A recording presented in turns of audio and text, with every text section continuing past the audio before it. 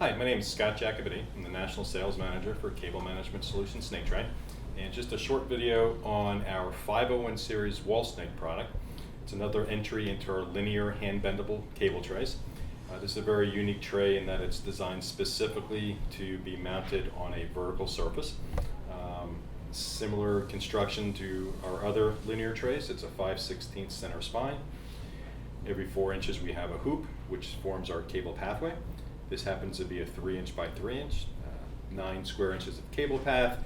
This cable tray would carry somewhere around 60 to 70 category cables in the cable plant. The back of this tray here, you can see that there's a loop here, and that's what we're going to attach a anchor to the wall itself. So installation is very simple.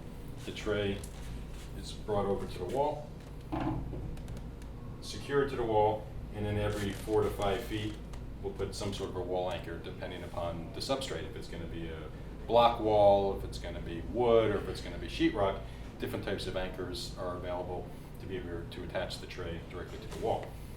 The center spine is also where we're going to utilize our connector bolt. So this is what we call a CB12.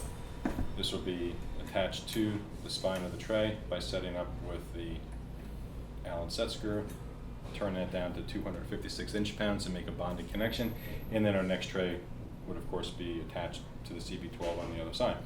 So very good product for putting cables onto the wall, managed space, a lot more support than say a J-hook configuration, and this tray is available as small as a 2x2 and as large as a 6x6.